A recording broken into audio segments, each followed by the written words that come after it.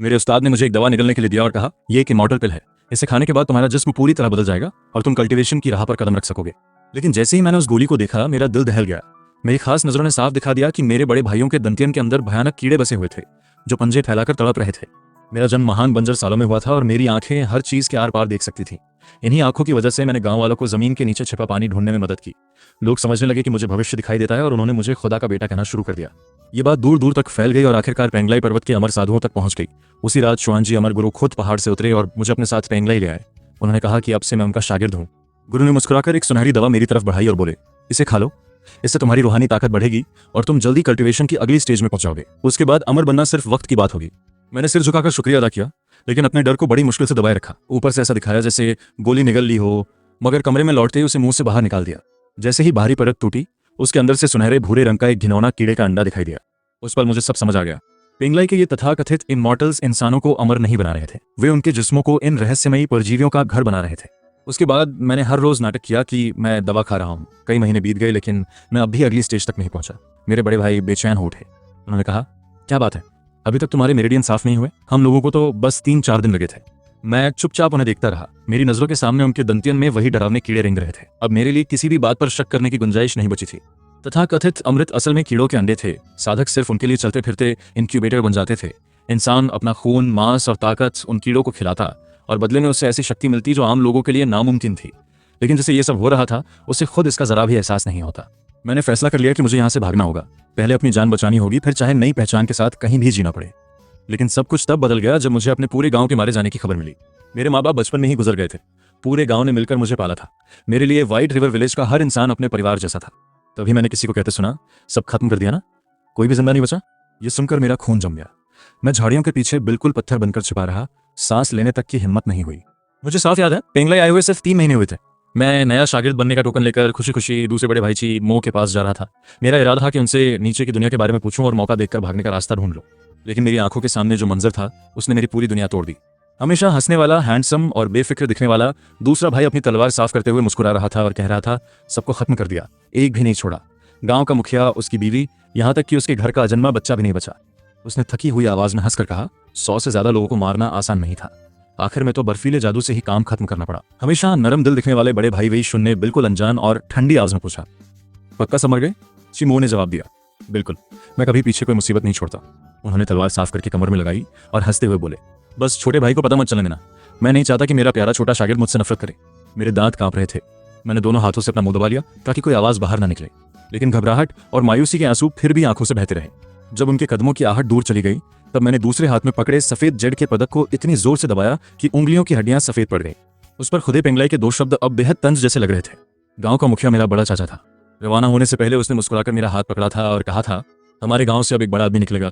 उसने ये भी कहा था कि जब उसका बच्चा पैदा होगा तो नाम मैं ही रखूंगा। उस वक्त वो अपनी 6 महीने की गर्भवती पत्नी को खुश होकर देख रहा था।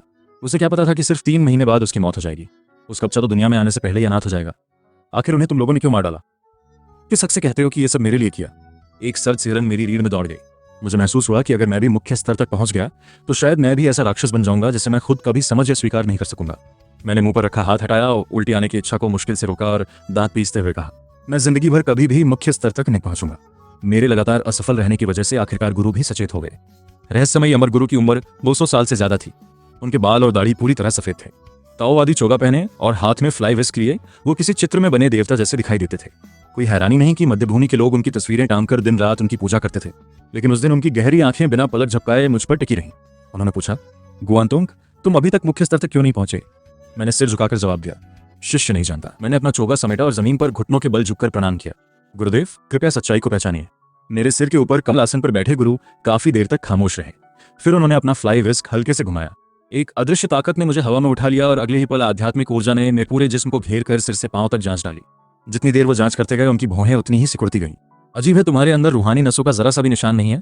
उन्होंने फ्लाई विस्क नीचे रख दिया।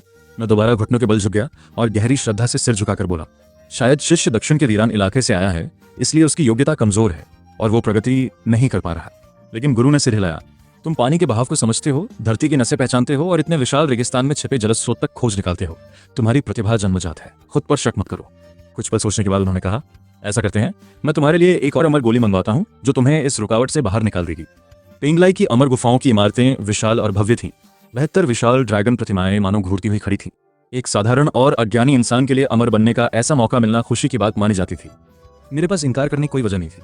मैंने खुशी का दिखावा करते हुए कहा, शिष्य अपने गुरुदेव का आभारी है। अपनी कमी की वजह से आपको और पूरे अमर संप्रदाय को दोबारा कष्ट देना पड़ रहा है, इसके लिए शर्मिंदा हूँ। अगर एक और अमर गोली नहीं पड़े तो विनती है कि मुझे भी साथ ले चलिए, ताकि मैं स्वयं सभी महान बुजुर्गों का आभार व्यक्त कर सकूं। गुरु ने कुछ पल मुझे देखा और मुस्कुराकर बोले, ठीक है, पहले मैं सर्वोच्च बुजुर्गों को सूचित कर देता हूँ। उन महान बुजुर्गों का निवास पेंगलाई के सबसे उत्तर और सबसे भीतरी हिस्से में था। चारों ओर घने पेड़ थे, दुर्लभ जड़ी बूटियां लहला रही थीं और 81 तांबे के विशाल स्तंभ बादलों तक उठे हुए थे। धुंध में लिपटे महल और परत दर परत बनी इमारतें किसी स्वर्ग जैसी लग रही थी। मैं गुरु के पीछे पीछे चलता हुआ बुजुर्गों की गुफा तक पहुंचा। सुना था कि पेंगलाई के सर्वोच्च बुजुर्ग साधना की सर्वोच्च अवस्था तक पहुंच चुके हैं और अपनी आत्मिक शक्ति से दूसरों की नींव भी मजबूत कर सकते हैं। मेरे गुरु, जिनका उपाधि नाम श्वेंजी था, 200 साल से भी ज्यादा जी चुके थे, लेकिन उन महान बुजुर्गों के सामने वो भी मानो बोलना सीखता हुआ एक बच्चा भर थे। उन्होंने आदर से आंगन में झुककर प्रणाम किया। महान बुजुर्गों को मेरा नमन, यही नया शिष्य ग्वांतोंग है। मैंने भी सिर झुकाकर कहा, शिष्य ग्वांतोंग आप सभी महान बुजुर्गों को प्रणाम करता है। काफी देर बाद उस प्राचीन और गंभीर भवन के भीतर से एक भर्राई हुई बूढ़ी आवाज सुनाई दी, एक और नई पीढ़ी आ गई श्वेंजी। जब तुम पहली बार पेंगलाई आए थे तब तुम्हारी उम्र भी लगभग इसी जैसी थी। देखते देखते 300 साल बीत गए। इंसानी दुनिया सचमुच बदलती रहती है। मैंने सावधानी से सिर उठाया और हाथ जोड़कर कहा, दुनिया चाहे बदलती रहे, लेकिन अमर पर्वत और साधक हमेशा लोगों के लिए संघर्ष करते हैं। शिष्य भी भविष्य में सीना तानकर जीना चाहता है और अपने जमीर के सामने शर्मिंदा नहीं होना चाहता। महान बुजुर्ग हल्का सा हंसे, देखो तो सही, तुम्हारी बातें भी बिल्कुल वैसी हैं जैसे कभी श्वेंजी कहा करता था। सदियों पुराने लाल चंदन की खिड़की के आर पार मैं साफ देख सकता था कि भवन के अंदर एक विशाल डरावना प्राणी बैठा हुआ है। मैंने अपनी नजर बस खिड़की पर बने सारस और लौकी की नक्काशीदार डिजाइन पर टिकाए रखी और आंख के कोने से भीतर का दृश्य देखने लगा। महान बुजुर्ग अब इंसान जैसे बिल्कुल नहीं लग रहे थे। उनका शरीर पेड़ जितना ऊंचा और अस्वाभाविक रूप से फूला हुआ था। उभरी हुई नसें पूरे जिस्म पर फैली थीं और कई गुना सूजे हुए चेहरे पर लटकती हुई चर्बी की परतें थीं। पूरा शरीर ऐसे लगता था जैसे ज्यादा फूल या आटे का गोला हो। तभी उनके दांतीन से एक चिपचिपा स्पर्शक बाहर निकला। उसके मुंह के चारों ओर नुकीले दांत थे। वो कुछ देर हवा में लहराया और फिर उसके भीतर से सुनहरी चमकती हुई एक गोल गोली बाहर निकल आई। अंदर से आवाज आई, इसे इस नौजवान को दे दो। महान बुजुर्ग ने उस सुनहरी गोली को हथेली में थामा, हल्का सा आगे बढ़ाया और वो खिड़की पार करती हुई सीधे गुरु के हाथ में आ गिरी। मेरे हाथ पांव ठंडे पड़ चुके थे। अब तक मैं समझता था कि ये अजीब कीड़े शायद पेंगलाई के शासकों द्वारा लोगों को नियंत्रित करने का कोई तरीका है। मैं तो सोच रहा था कि इनके घोंसले का पता लगाकर सब नष्ट कर दूंगा, लेकिन मैंने कभी नहीं सोचा था कि पूरे पेंगलाई पर्वत के हर इंसान पर इन्हीं कीड़ों का साया छाया हुआ है। वो महान बुजुर्ग अब इंसान नहीं रहे थे, वो तो सिर्फ कीड़ों के अंडे पैदा करने वाला एक जिंदा आश्रय बन चुके थे। गुरु ने बुजुर्ग का धन्यवाद किया और वह अमर गोली मेरी ओर बढ़ाते हुए बोले, ग्वांतोंग, इसे खा लो, इस बार तुम निश्चित रूप से सफल हो जाओगे। मैं उस सुनहरी चमकती हुई चीज को देखता रहा। मेरे माथे पर ठंडा पसीना छलक आया। जिस अमृत जैसी दवा को बादशाह और महान लोग पूरी जिंदगी तलाशते रहते हैं, वो इस वक्त मेरे सामने थी, लेकिन मेरे भीतर उससे गहरी घृणा भर चुकी थी। जब मैंने तुरंत उसे नहीं लिया तो गुरु ने हैरानी से पूछा, खड़े खड़े क्या सोच रहे हो? महान बुजुर्गों को भी आराम करना है।